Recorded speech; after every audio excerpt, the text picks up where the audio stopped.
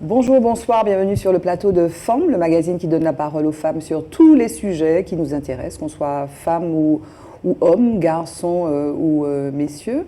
Aujourd'hui, on va parler d'innovation, on va parler d'économie sociale et solidaire, on va parler de sargasses, on va parler d'océan, on va parler d'études de commerce, d'entrepreneuriat au féminin. Probablement, vous êtes sur Zitata, restez là.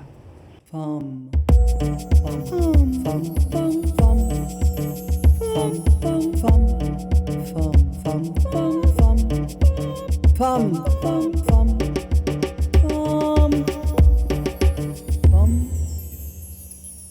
Alors, avec moi aujourd'hui sur ce plateau, il y a Corinne Concy à ma droite. Bonjour. Et bonjour. Aimée Marguerite à ma gauche. Comment allez-vous? Ça va bien, merci. Ça va, elle a le sourire, Aimée.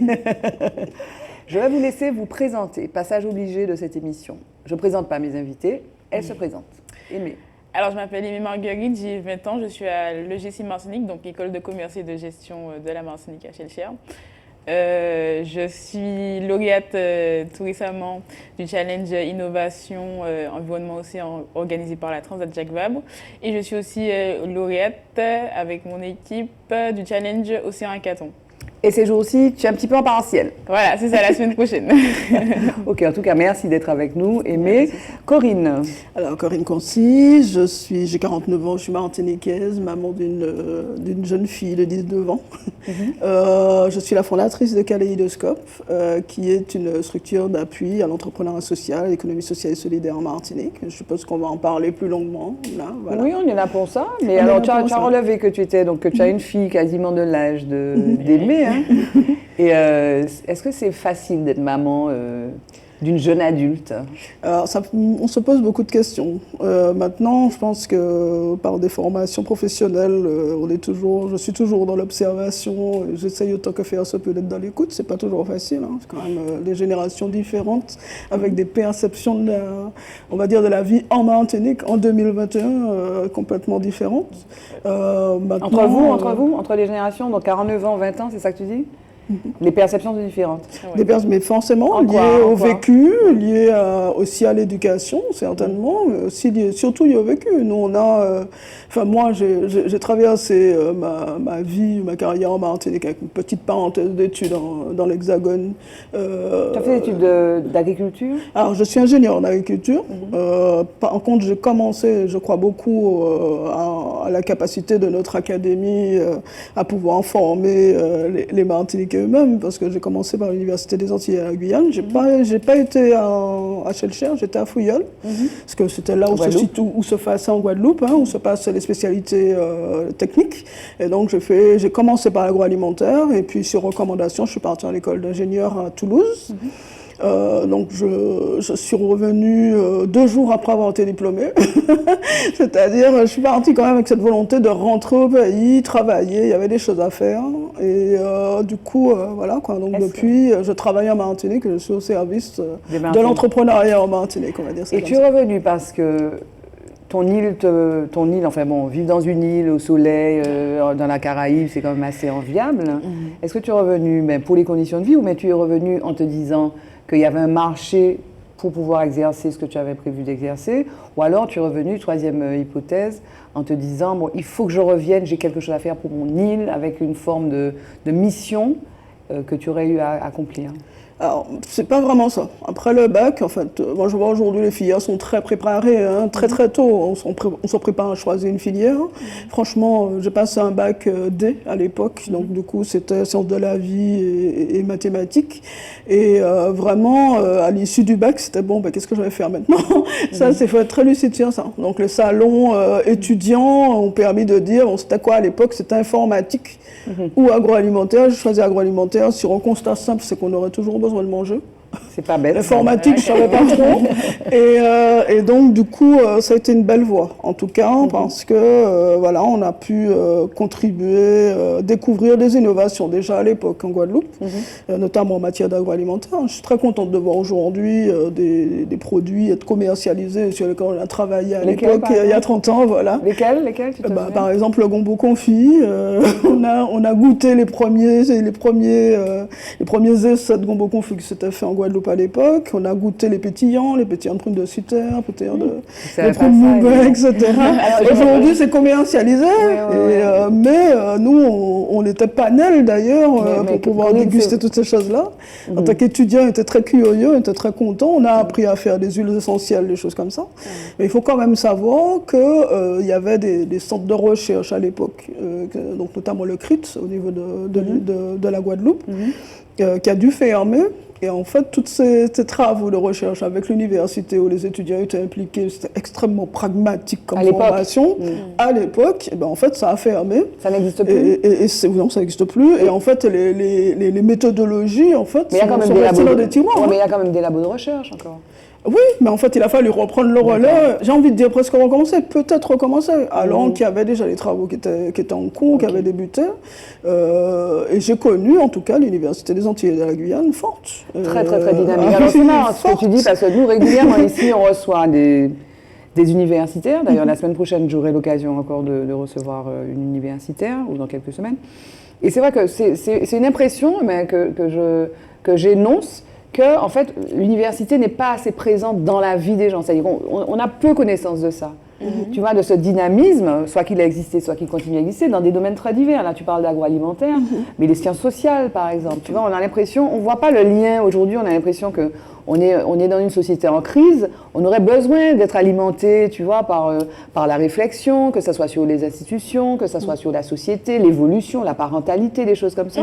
Moi, je ne sais pas ce que tu en penses, Aimée, toi qui es étudiante, mais moi, j'ai l'impression que le lien n'est pas fait. Alors, dernièrement, on a entendu parler d'une étude qui avait été faite par le CESESEM, mais ce n'est pas l'université, quoi. Même si ce sont des gens qui sont universitaires. Monsieur Justin Daniel Carnier, le président, c'est un universitaire. Donc c'est intéressant et j'ai l'impression qu'il y a une forme de dynamisme. Est-ce que vous partagez un peu cette impression que j'ai? Et souvent je l'énonce, quoi. Je le dis. J'ai l'impression que la fac n'est pas assez présente. On ne voit pas ce qu'ils font exactement, en fait. Oui, qu'est-ce que tu penses? Je trouve qu'on ne met pas assez en lumière ce que, justement, les universités en Martinique savent faire. Voilà. Et le savoir vient un peu trop je veux dire, des universités en général, c'est-à-dire de l'Hexagone. Enfin, on a plus des fondements qui sont extérieurs, alors qu'ici, déjà, on a déjà des compétences, des savoirs qu'on n'utilise pas. Ou en tout cas qu'on ne valorise pas suffisamment. Voilà, qu'on valorise pas En tout cas, on est là, nous, et vraiment on s'en fait l'écho assez régulièrement, les travaux qui sont faits, et notamment comment on reçoit des femmes. Bon, on parle beaucoup de ce que font les femmes, ce qui est pas mal non plus. Voilà. Mais donc je retiens ce point-là. Mais on parlait aussi parce que le point de départ, c'était la différence en fait de perception entre ta fille de 19 ans et toi qui en as 49. Peut-être donner la parole à Aimée sur ce point-là. Est-ce que les visions sont si différentes finalement? Alors, c'est pas si différent, mais quand elle disait que justement, est-ce que, vous lui posez la question, est-ce qu'elle est revenue ici par rapport à, est-ce qu'elle a quelque chose à faire pour son île ou par rapport juste au climat, à l'usance de... Ou bien au marché, aux potentialités du marché. Oui. En fait, ma génération se pose plus la question de l'opportunité qu'offre la Martinique. Oui. C'est vrai qu'on a cette Martinique ancrée en nous parce qu'on vient de cette île magnifique, notre famille est là, le climat est parfait. Mais est-ce que la Martinique va nous offrir les opportunités en termes commerciaux? Soit tu fais une école de gestion de commerce, en termes commerciaux, est-ce qu'il y a du business à faire, quoi? Oui, c'est clair. Et donc la réponse est? C'est-à-dire? Est-ce que la réponse est oui ou c'est non? Oui. C'est une terre d'opportunité, comme on dit? Bien sûr. La Martinique est une terre d'opportunité. C'est vrai. La Martinique est une terre d'opportunité. Et je pense que, oui, on part dans les pays étrangers ou encore en France pour faire nos études, mais il faut ramener cette compétence qu'on est allé chercher à l'extérieur pour revenir en Martinique et justement utiliser cette compétence pour faire progresser notre territoire en soi. Voilà. Mais alors moi je me rappelle, parce que j'ai donné 2 saisons de suite des cours, notamment à Aimée, on s'est connus à l'EGC, c'était vraiment génial.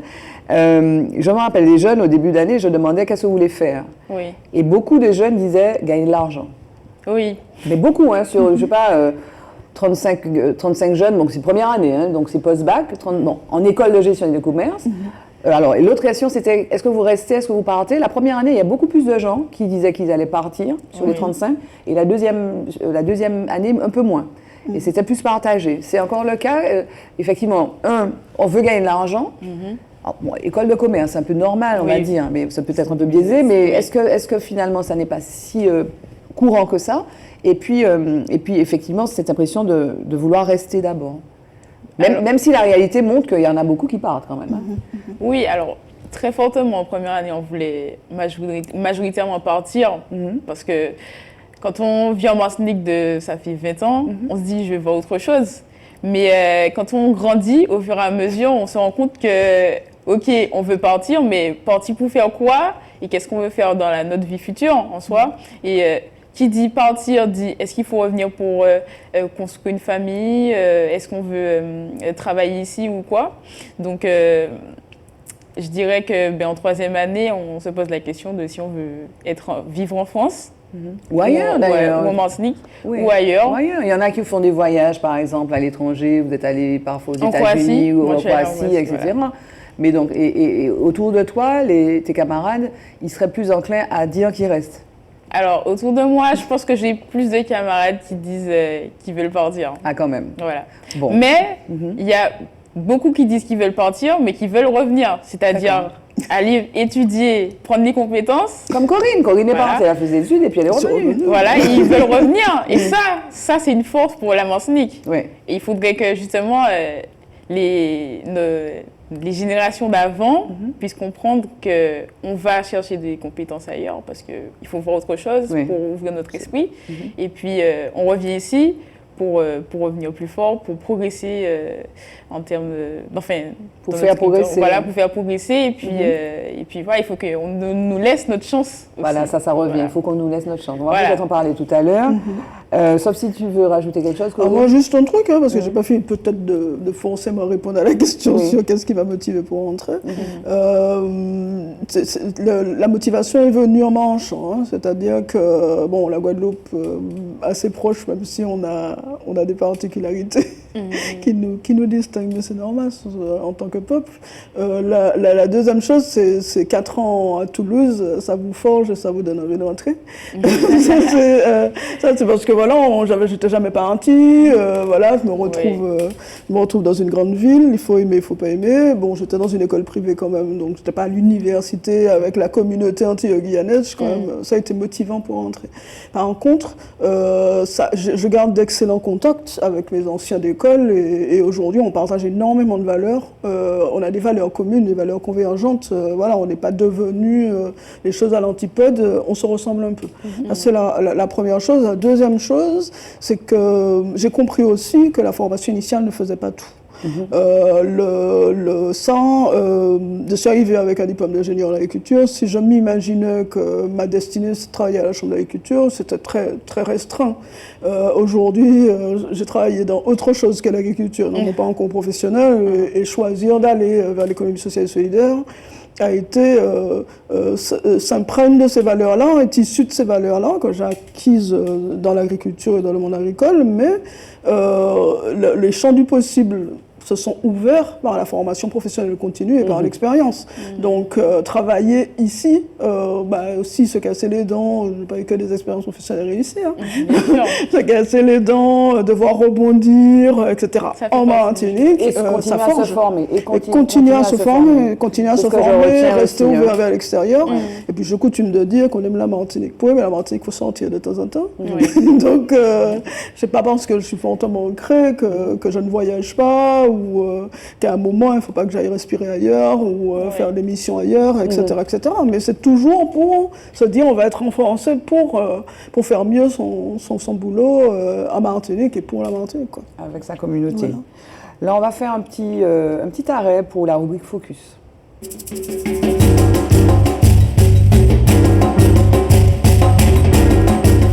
Alors, dans la rubrique Focus, je parlais de 2 choses aujourd'hui. La première, c'est la question des violences conjugales dans la communauté des ados.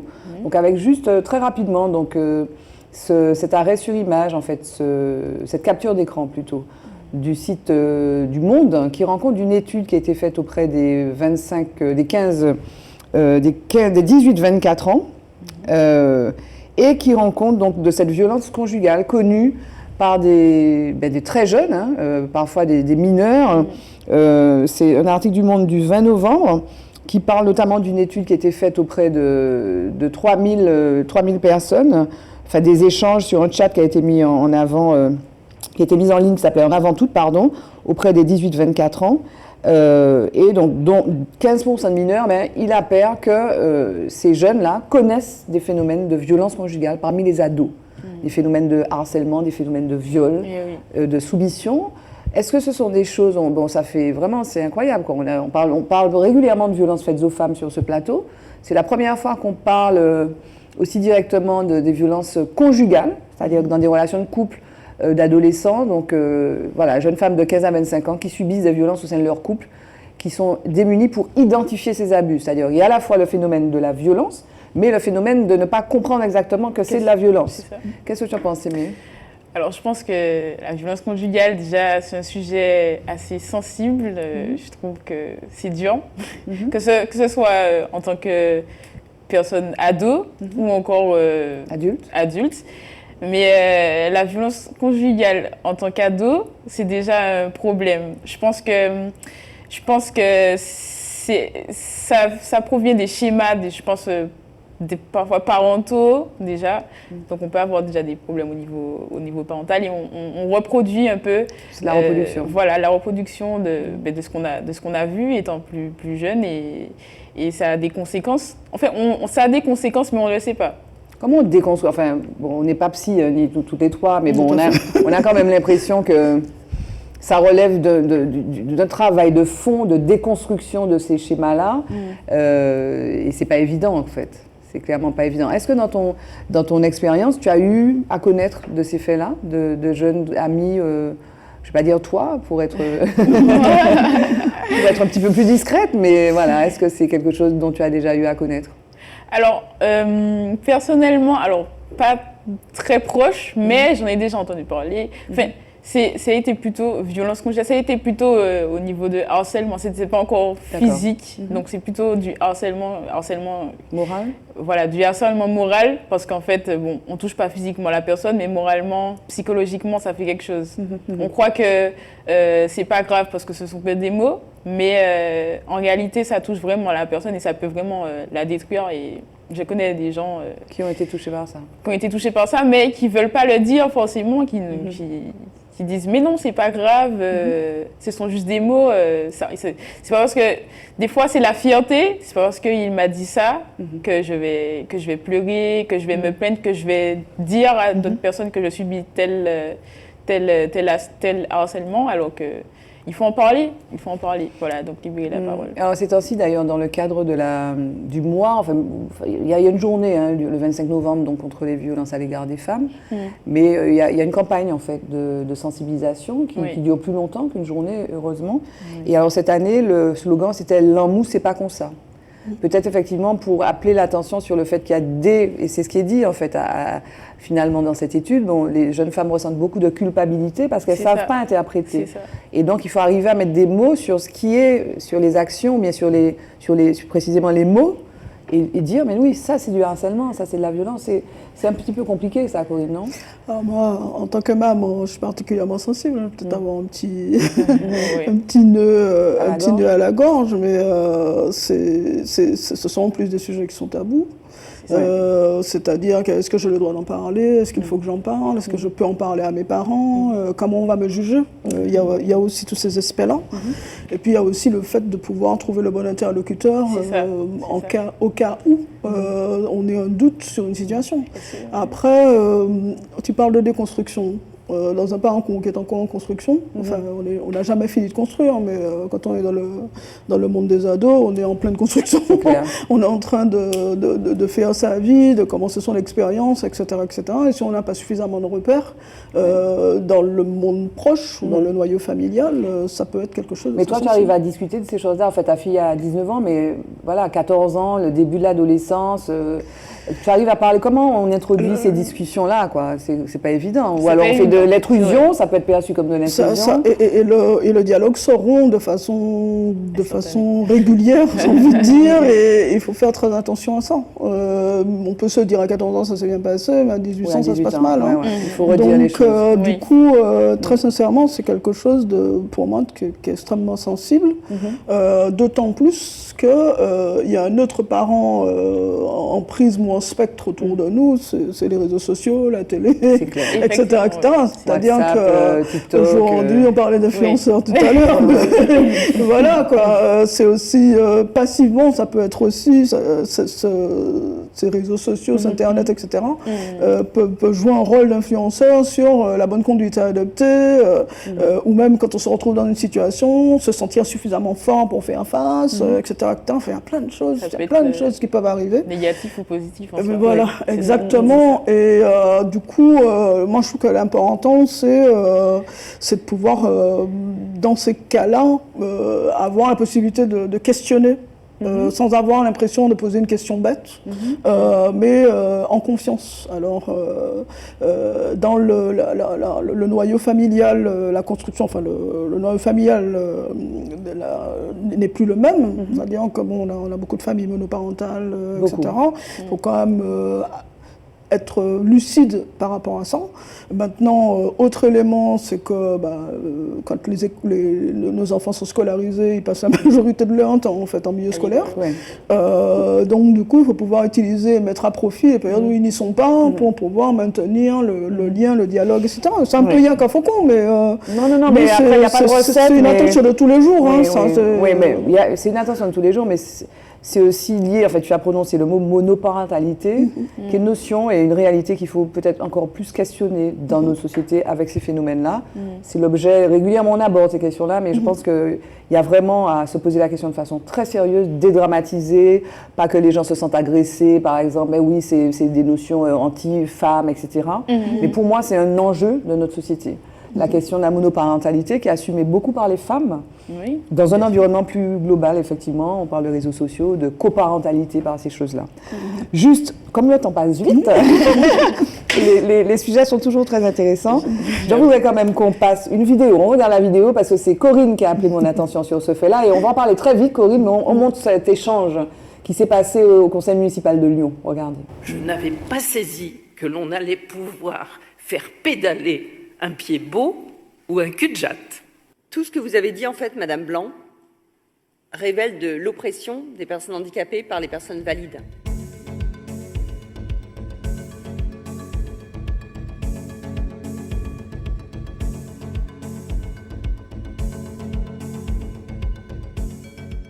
La promotion du vélo reste majeure, quelle que soit la situation et le degré du handicap.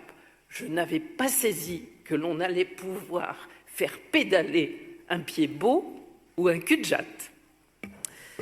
Trêve de plaisanterie. Ces propos m'ont extrêmement choquée. Tout ce que vous avez dit, en fait, Madame Blanc, révèle de l'oppression des personnes handicapées par les personnes valides. On appelle ça le validisme. Et les propos que vous avez utilisés sont pour moi inadmissibles. Les propos comme cul-de-jatte, pour parler d'une personne qui est amputée en haut des cuisses, c'est aussi grave que d'utiliser le terme, par exemple, de nègre pour parler des personnes de couleur. Or, vous n'oseriez pas, dans cette instance, avoir des propos aussi racistes que cela. Alors évidemment, vous vouliez peut-être parler d'une évolution, mais à la fin de votre propos, vous avez utilisé le terme d'être, ces êtres, comme s'il y avait une différence de nature entre les personnes handicapées et les autres personnes. Et ça, c'est vraiment, pour moi, inadmissible. Il n'y a pas de personnes handicapées et de personnes valides. En fait, la société est composée d'hommes et de femmes avec leurs atouts ou leurs différences, leurs difficultés, qui sont évolutives dans le temps et qui sont évolutives aussi dans la société. Je me permets de rappeler la définition de l'ONU sur le handicap. Le handicap, en fait, est la conjonction de 3 facteurs. Une déficience physique, sensorielle ou intellectuelle d'une personne, mêlée à une non-acceptabilité de la société et mêlée à des difficultés d'accessibilité. Et en fait, c'est cette conjonction qui crée le handicap. Et on voit dans votre propos qu'on n'est pas encore sorti de l'auberge pour la partie d'acceptation des personnes handicapées dans la société. je ne pourrais pas maintenant déconstruire en fait l'ensemble de votre discours au regard du validisme, on n'en aurait pas le temps, mais tout ce qu'on doit combattre est dedans. La médicalisation du handicap, l'objectivation des corps, le misérabilisme, l'infantilisation, la négation de la dignité. Enfin, je trouve ça particulièrement grave. Et on a ensuite une leçon de Pierre Oliver qui parle d'humanité ou de l'humain. Mais en fait, la manière de parler des personnes handicapées, comme ça a été le cas tout à l'heure, pour moi, c'est aussi grave que ce que fait malheureusement toute la droite actuellement quand on objective les gens, les mineurs isolés sont avant tout des voleurs ou des violeurs, les personnes étrangères sont telle ou telle chose, les personnes handicapées sont objectivées aussi. Je trouve ça vraiment choquant. Vous sentez que je suis particulièrement émue. Voilà, donc échange un peu long donc, qui s'est produit en novembre de cette année, donc entre Audrey Enoch, qui est première adjointe au maire écolo de Lyon, et donc une adjointe de l'opposition, enfin une conseillère de l'opposition, Madame Blanc. Alors Corinne, ça vous avait choqué, et j'étais passée à côté, j'avais pas vu cet échange ou cette info-là, mais ça vous a profondément marqué. Pourquoi ? Parce que le recadrage est nécessaire, à mon sens. Le recadrage est nécessaire, on laisse trop souvent parler. Moi, je pense que, mais bon, pas d'émissaillés, on laisse courir, etc., etc. Je pense qu'à certains moments, justement, il faut marteler, il faut réaffirmer, quitte à avoir un peu l'air de répéter ou de répéter. Ça, c'est la première chose. La deuxième chose, c'est typiquement l'illustration que les lois ne font rien changer en matière de compréhension et de prise en charge du handicap dans la société. Peut-être pas rien, enfin, ne peuvent pas tout, peut-être pas rien. Ça fait des années, la loi sur le handicap, ça fait des années qu'on y déroge, d'accord ? La France a été condamnée par l'Union européenne sur sa politique. Donc là, on ne le sait pas forcément, mais aujourd'hui, on arrive presque pas au paroxysme des effets de dérogations qui ont été faites aux obligations qui ont été proposées dans la loi pour pouvoir faciliter un certain nombre de choses. Aujourd'hui, on touche à la nécessité de s'éduquer, c'est même plus s'informer ou respecter la loi, c'est une question d'éducation. Le comportement de cette personne, c'est typiquement, je comprends, je sais que ça existe, mais ça me fait rire et en plus je fais de l'humour avec. Ça veut dire que je n'ai même pas conscience que je blesse quelqu'un ou potentiellement je peux blesser quelqu'un avec mon discours. Oui, mais en même temps, en réalité, bon, cet échange a valeur d'exemple, et une valeur pédagogique, mais en même temps, on voit bien la tête de toutes les personnes autour qui sont choquées. Donc finalement, cette dame ne parle que pour elle-même. Parce que, donc c'est pour ça que je relève, je ne suis pas forcément d'accord sans connaître vraiment dans le détail tout l'arsenal législatif sur le handicap, mais moi j'ai l'impression qu'il y a quand même dans cette Assemblée un consensus pour condamner l'intervention de Madame Blanc. Alors, est-ce que c'est autorisé parce qu'effectivement, elle est dans l'ancien mode, c'est les réacs en fait, c'est réactionnaire, quoi. C'est les modernes versus les réacs, mais il y en a partout, pas seulement sur ce sujet-là.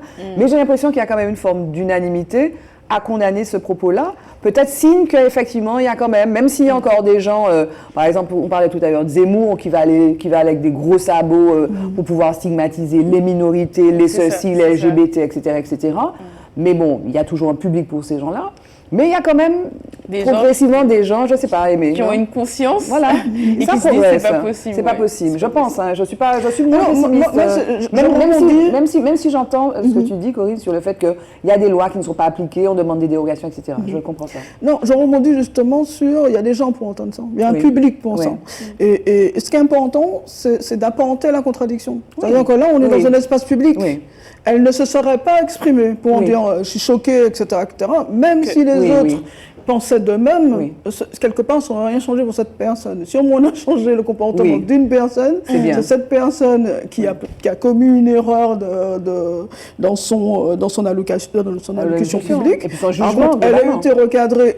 Pas violemment, avec beaucoup d'émotions, magistralement, effectivement. D'humanité. Maintenant, avec beaucoup d'humanité, les personnes autour, on les voit effectivement acquiescer. La question qu'on peut se poser, c'est qui aurait pu le courage, on veut, quelque part, de dire non. De dire non. De lever l'objection et de dire non. Voilà. Moi, je trouve ça très intéressant. Je retiens ça, parce que dans notre société, on va toujours avoir des gens qui sont sur des idées extrêmes, des idées racistes, Il y en aura toujours, mais qui aient le courage de quelqu'un qui dise. Alors, à contrario, j'ai envie de dire, aujourd'hui, quand même, à contrario, on a parfois des gens qui se lèvent pour condamner, si tu veux, et c'est massif, alors que c'est faux, alors que c'est pas de valeur. Aujourd'hui, avec les réseaux sociaux, on se fait lyncher, si tu veux, pour n'importe quoi. Donc, il y a une forme quand même là, en fait, ce que moi je retiens aussi de cette...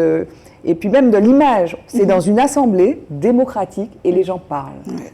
Et c'est ça, je pense, que ce qui est pour moi important aussi, hein, c'est que les gens parlent. C'est-à-dire que vous avez le droit d'émettre un avis qui est fondé sur une connaissance, malheureusement une ignorance, à la fois du vécu aussi de ces personnes-là, et probablement de la loi, parce que c'était machin. Handicap, c'est déficience, inaccessibilité, non-acceptabilité. Elle vous a cadré le truc, clac.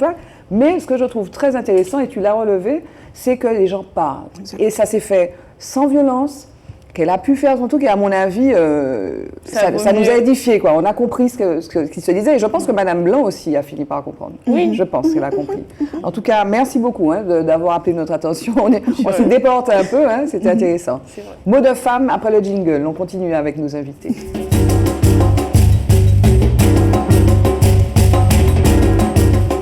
Alors, je voudrais redonner la parole. Donc là, on rentre dans le cœur de votre parcours, Kaléidoscope, économie sociale et solidaire.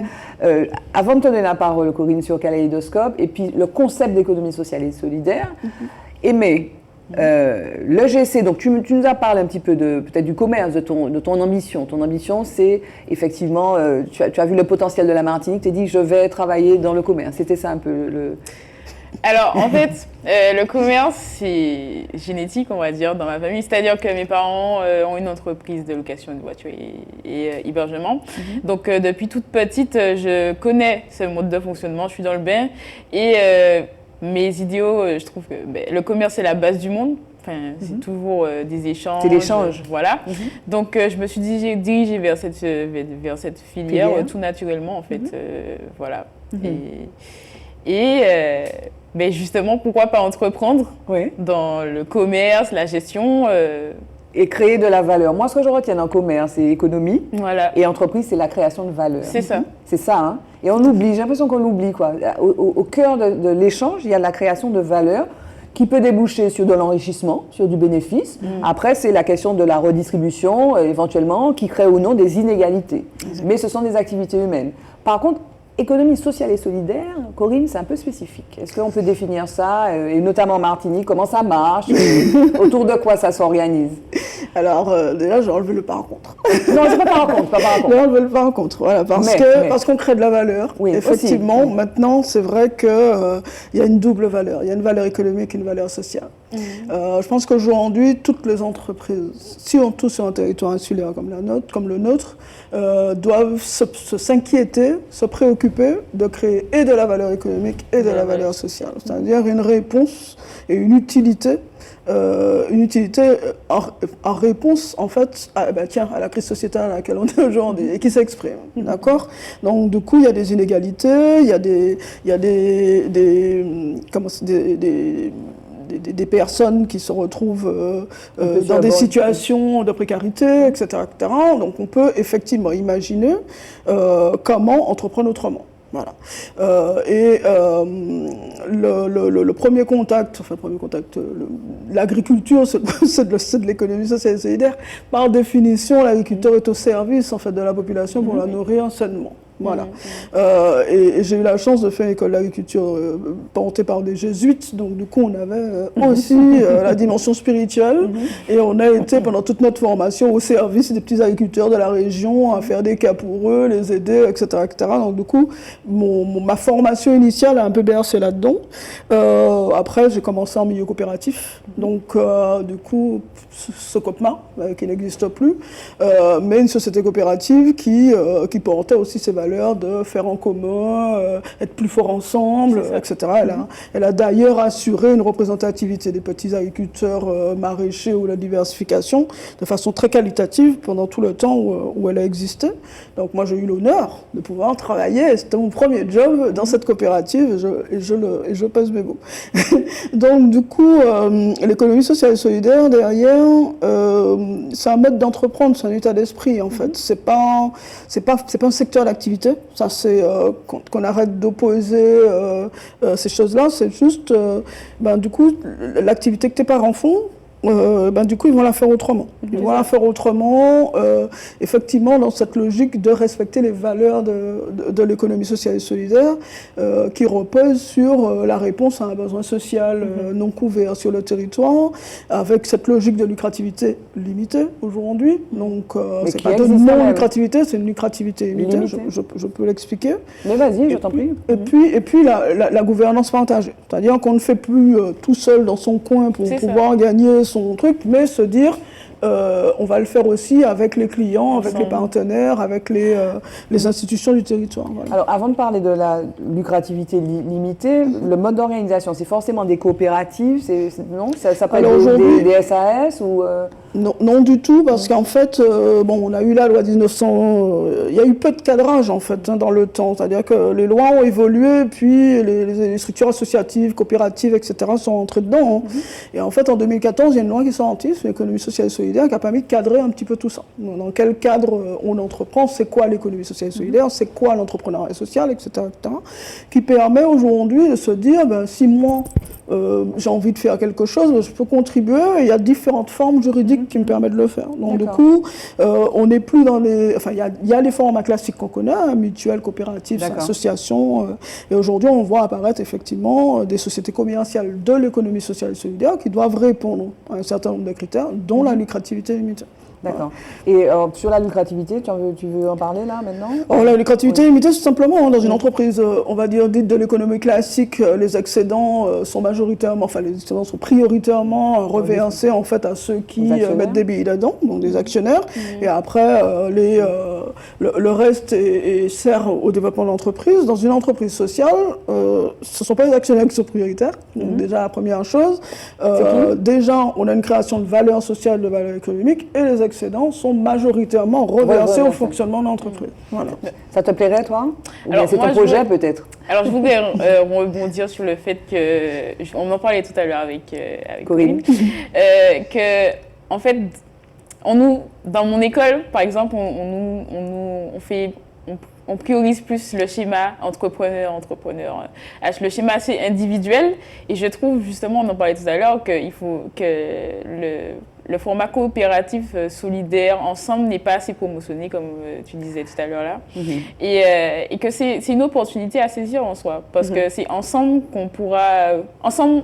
c'est mieux d'être ensemble que tout seul, en fait. Donc, en même temps, je dis ça, je me fais l'avocat du diable, celui qui intervient... je prends un exemple un peu extrême, Jeff Bezos, il est bien content, peut-être lui, dans sa mentalité individualiste, d'être le capitaliste qui va récupérer tous les dividendes d'un Black Friday incroyable, et qu'il est de plus en plus d'ailleurs. Mais alors, peut-être que le point est fait, il faudra suggérer aux gens de l'EGC de faire appel à Corinne pour aller faire de la sensibilisation à cette nouvelle forme. Alors, mais quels sont les domaines dans lesquels les femmes... Alors, tu reçois beaucoup de femmes à Kaléidoscope, qui est un incubateur de ce type d'entreprise. Quels sont les domaines? Tu as parlé beaucoup d'agriculture. Est-ce que c'est le domaine prioritaire? Non, pas du tout. En fait, il n'y a pas de secteur d'activité. C'est un état d'esprit, je le répète. Et donc, du coup, pour rebondir un peu sur tes propos, il faut de tout pour faire un monde. Donc, du coup, si quelqu'un n'est pas fait pour l'économie sociale et solidaire, il s'auto-élimine. Le parcours que je appelle s'auto-élimine, c'est pas péjoratif. C'est-à-dire qu'il va se rendre compte, elle va se rendre compte qu'elle n'est pas faite pour ça. Collaborer, discuter, échanger, montrer ce qu'on fait, partager les richesses, etc. Oui, bon, on est dedans, on n'est pas dedans. Donc, donc, du coup, c'est quand même quelque chose qui naît dans les tripes et dans le cœur, j'ai tendance à dire. Et donc, du coup, il faut quand même que ça nous corresponde. Oui. Bon. Maintenant, effectivement, on a une majorité de femmes qui s'adressent à nous. On est sur tous les secteurs d'activité. Donc, on est, ça va de l'agriculture au commerce, au service. Bien sûr, on est sur le service à la personne et sur tout ce qui peut permettre de réduire les inégalités sur une certaine partie de la population. Donc, les personnes éloignées de l'emploi, les personnes âgées, les personnes isolées, les personnes en situation de précarité, etc. Mais on peut être aussi sur des questions d'accès à un certain nombre d'éléments basiques de la vie quotidienne, l'alimentation, l'éducation, la culture. Le sport aussi, tu me parlais de tes chouchous, entre guillemets, des jours, parce que tu accompagnes beaucoup d'entreprises ou de femmes, et il y avait des gens qui intervenaient dans le domaine du sport, notamment. Voilà, tout à fait. On est dans le domaine du sport. Donc on a des associations, une association, je me permets de parler d'elle, c'est une association sans but lucratif, qui fait de l'aïkido, enfin qui sont sur... et c'est une association qui est portée par des femmes. Bon, il y a des hommes dans le conseil d'administration, il ne faut pas machin. J'ai affaire en tout cas à une petite équipe de bonnes femmes bien montées, bien, comment ça s'appelle, bien engagées, etc. Et surtout qui font très volontiers leur métier en tant que bénévoles, de transmission, de tout ce que l'aïkido peut apporter à la population martiniquaise, y compris justement à ces populations qui ont besoin de se recentrer, qui ont besoin de canaliser une énergie, etc. etc.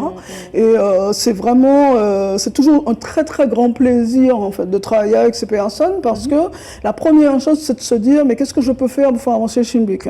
Et ça, souvent, ils arrivent avec une contribution. Et le fait de leur faire rencontrer les bonnes personnes avec lesquelles ils peuvent travailler, etc., ça crée en fait des synergies ça fait travailler tout le monde. C'est ça qui est intéressant. Quand on est sur un projet, je sais pas, de bâtiment et que, bon, en face de nous, on a peut-être une structure du BTP qui va penser le bâtiment de façon classique, c'est intéressant de dire, bon, en fait, il y a des gens qui font de l'éco-construction, il y a des gens qui font des systèmes qui permettent de faire du solaire avec, si vous avez des véhicules, d'avoir des véhicules électriques aussi, etc., etc. Et ça, parfois, quand on est tout seul dans son monde et puis on compte peut-être sur la télé ou sur des choses comme ça pour pouvoir donner l'information, peut-être un peu réducteur, peut-être. Parce qu'on ne peut pas tout avoir. Par contre, le fait d'être dans des communautés d'acteurs qui pensent et qui ont des valeurs convergentes, ça c'est extrêmement intéressant, parce qu'on arrive à trouver des interlocuteurs qui disent tiens, c'est ce que je veux faire, allons travailler ensemble, etc. Parfois notre rôle consiste simplement à mettre un réseau, à mettre les gens ensemble en fait. C'est un médiateur. Ouais. Exactement, un peu ce qu'on fait d'ailleurs. Nous sommes des médiateurs, des créateurs de proximité. Mais donc, toi, tu es aussi, en fait, tu as gagné un prix, en fait, tu es lauréate avec, on va parler du garçon quand même, qui est à côté de toi. Oui. Qui est Jacques-Olivier. Jacques-Olivier Caviar. Voilà, il n'est pas là, il est en régie, parce que, oui, Jacques-Olivier, je parle des femmes.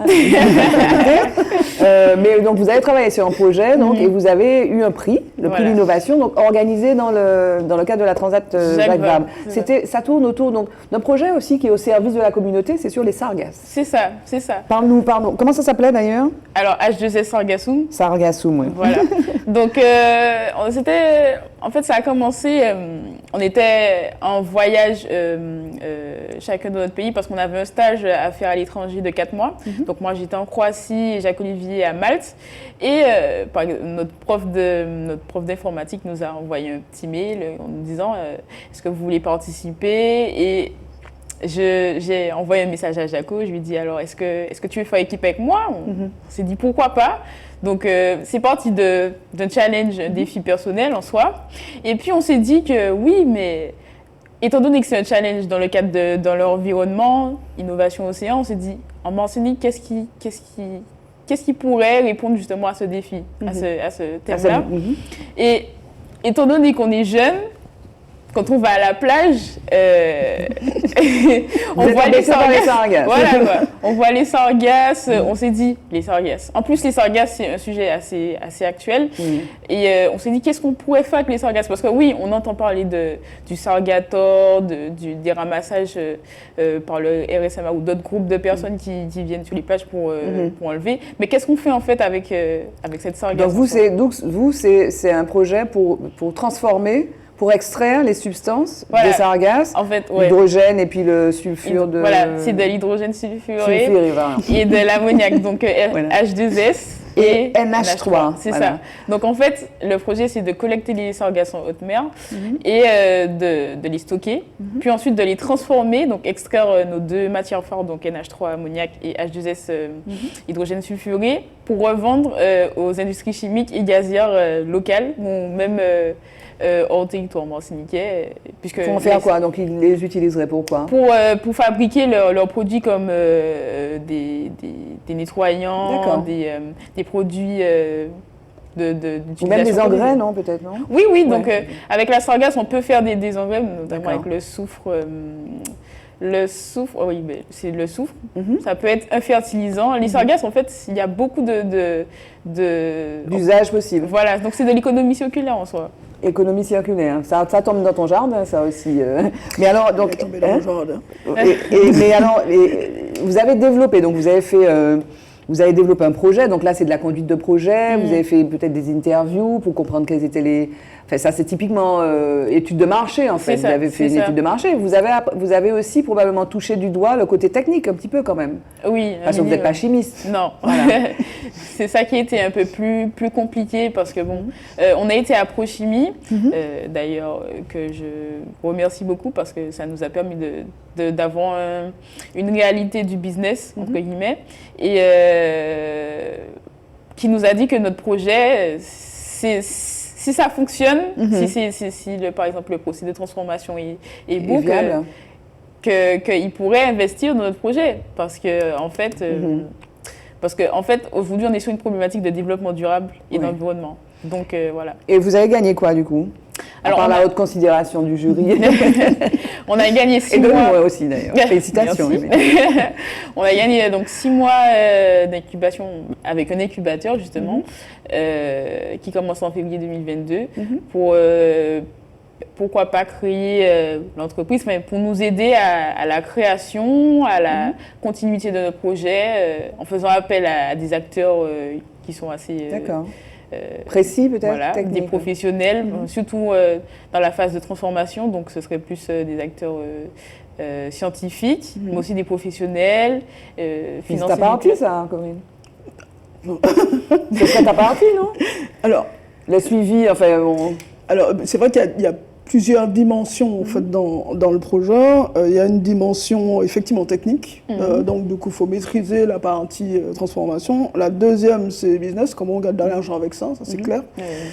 Et selon moi la troisième qui fait effectivement cet impact de territoire, c'est le fait de travailler avec des acteurs locaux. Donc du coup la synergie en commercialisation, donc du coup dans la chaîne de valeur, ce sont les mêmes mots qu'on emploie. Oui. Dans la chaîne de valeur, pour pouvoir dire au bout de compte, dans la transformation, j'ai des acteurs qui nous permettent d'utiliser ça et c'est réutilisé de façon vertueuse.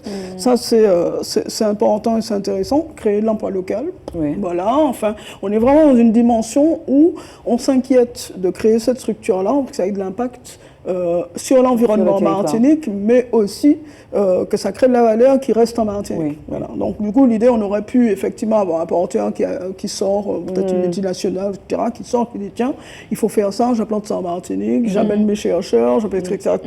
Et la complexité, ce qui nécessite qu'il y ait un incubateur à côté, parce que les incubateurs accompagnent la prise de risque. Oui. Et c'est ça, c'est-à-dire qu'on n'est pas là pour pouvoir faire sortir à tout prix une entreprise qui fonctionne. On est là pour pouvoir accompagner le développement du projet et prendre en compte la prise de risque qui est liée à l'innovation.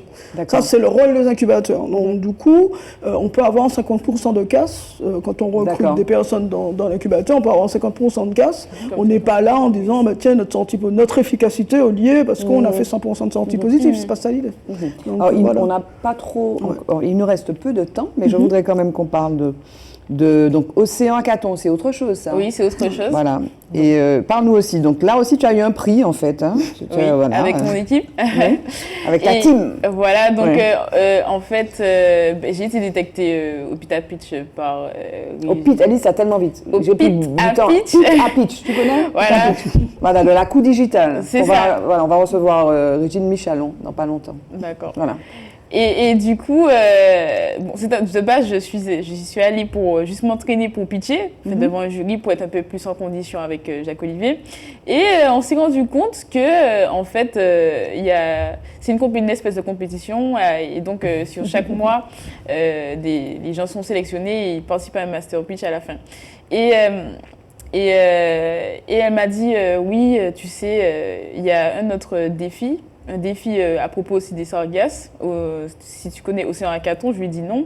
Et elle m'a dit, est-ce que tu voudrais pas y participer parce que c'est aussi des sargasses. Et ça pourrait aussi compléter ton projet.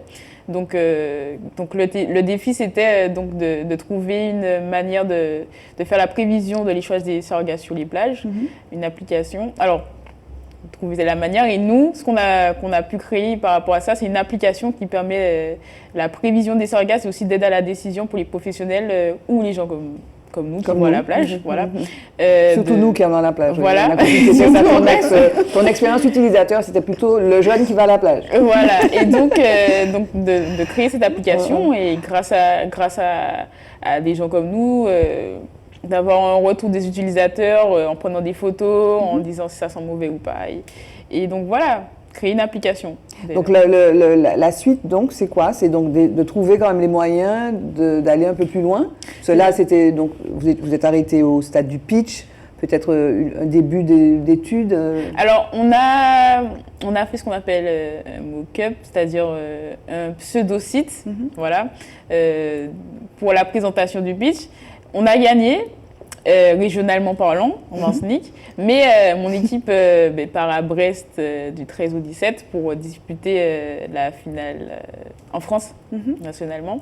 Et on a déjà 6 mois d'incubation aussi, avec Martinique Tech, la Coupe Digitale, tout ça. Mais j'espère qu'ils vont gagner en France pour encore plus appuyer cette idée de projet. Ok, alors on est presque à la fin de l'émission. Je pense qu'on a vu plein de choses dans la discussion, l'échange. On aurait encore pu parler de vos activités. Question rituelle, quel est l'homme qui vous a le plus influencé, Corinne? Pourquoi c'est pas moi qui commence? C'est l'homme, déjà. Oui, pourquoi pas? Mon père, figurez-vous. Pourquoi pas? Oui, Pierre Concy. Ça, par contre, Pierre Concy, c'est un ingénieur aussi, comme moi-même d'ailleurs. Parce que dans le choix de ma filière, ça a été aussi la volonté, voilà encore comment on se construit, on se déconstruit. Ça a été la volonté d'être l'ingénieur de la famille, parce que on est 3 filles, un garçon, et j'étais la dernière de la famille, donc du coup on entend les critiques faites aux aînés. On se dit, mais non, c'est moi qui vais, etc. Et bon, du coup, j'ai beaucoup suivi mon père. Voilà, je lui ressemble un peu, son seul caractère, ses colères, mais toujours sa volonté d'aider. Moi, je trouve qu'il avait toujours ça, même s'il tenait parfois, mais c'était toujours d'aider les jeunes. Par contre, ça, je crois que ça m'a aussi, voilà, parce qu'avec ses petits-enfants, il est dans la même logique, mais dans tout son parcours professionnel, je vois qu'il y avait un jeune qui arrivait, il prenait des apprentis, il essayait de, voilà. Et, ces éléments-là, voilà. Bon, je pense que s'il y a un homme qui m'influence, c'est mon père. C'est un grand homme pour moi. Voilà, il n'a pas écrit, il n'a pas de stèle quelque part, il n'a pas d'amphithéâtre à son nom, mais c'est quelqu'un qui a contribué à de grands projets en Martinique, et c'est le stade de Dillon, la première station d'épuration de Dillon, etc. etc. Parce qu'il travaillait au sein de la mairie de Fort-de-France, et c'est vrai qu'il m'emmenait toujours avec lui. Même si j'étais allé à la famille, il disait oh, tiens, il y a une visite, viens avec nous. Au début, je m'ennuyais magistralement, ça me dit m'emmène dans des stations d'épuration. Mais derrière, ça m'a permis, par exemple, en rentrant en Martinique, d'intégrer l'association des ingénieurs de Martinique. Donc, il n'y avait que des gens du BTP, normal, mais c'est la seule fille, ok. Mais tous ces gens que je rencontrais à l'époque, ce sont eux qui m'ont aussi ouvert les réseaux que je connais encore. Voilà, j'ai rencontré Hervé Honoré, par exemple, qui était ingénieur aussi, mais oui. Donc, du coup, voilà, voilà, si je dois parler d'un homme qui m'a influencé, c'est celui-là. Voilà. Qui était d'ailleurs Hervé, c'est marrant, parce que je me dis vraiment, les plateaux sont faits vraiment au hasard, mais là, vous êtes vraiment dans le même environnement. Tu as parlé d'Hervé Honoré qui a été comment on dit ça, mon Dieu, qui a été président de l'EGC. C'est ça. Et qui était un entrepreneur, un garçon extraordinaire, moi que j'ai connu personnellement, qui était mon camarade de classe, qui était le plus brillant d'entre nous. Donc, salut à Hervé, paix à son âme. Alors, quel est l'homme qui t'a le plus, ou qui t'influence le plus, ou qui t'a le plus influencé? Qui m'influence le plus? Ben, alors, je vais dire une chose, que Corinne, c'est mon papa. Qui a aussi, ma mère aussi, bien sûr, parce que les deux... Comment il s'appelle ton papa? José Marguerite, voilà. Et ma mère France Marguerite. Et qui sont des piliers dans ma vie parce que, bon, ben, ils sont... J'ai 20 ans seulement, j'ai pas beaucoup d'expérience. C'est beaucoup, hein, fais gaffe, ça va super vite.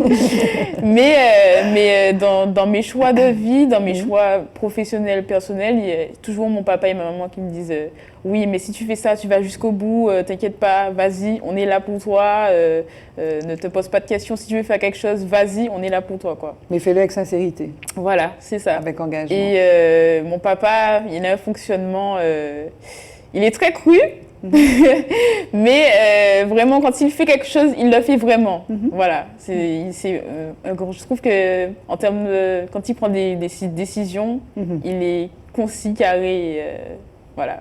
Il est concis et carré. Salut donc au papa. Mot de forme, jingle, et puis c'est la fin.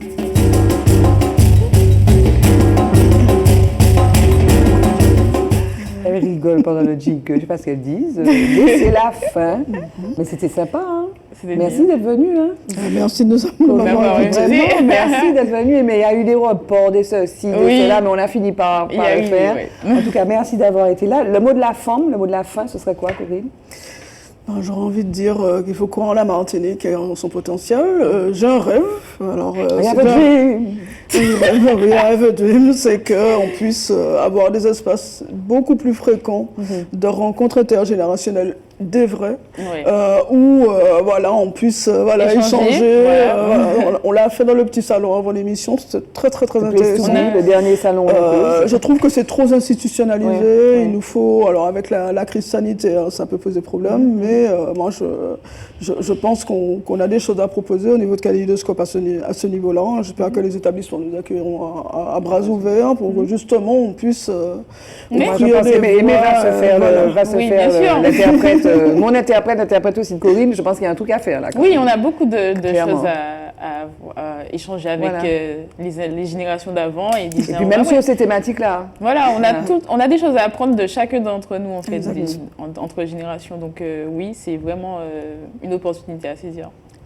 Ton mot de la fin, c'est quoi? Alors moi, mon mot de la fin, c'est que aller plus loin. Même adultes, jeunes, allons plus loin. Et faisons-le ensemble, calmement, comme dirait Arsène. Non, c'est pas. Qui c'est Jackie Brown. Calmement.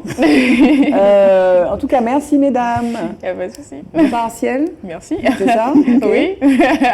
Croisez les doigts. Il faut être au combat. Hein. Oui, à vous Pani Djedjen là. Non, là, c'est vraiment. Et puis un petit salut à Jacques-Olivier.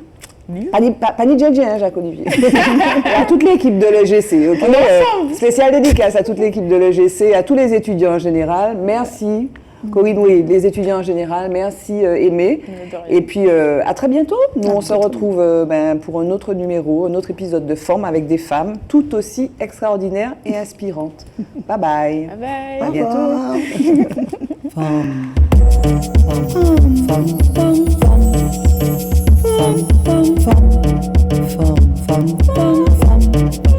Femme.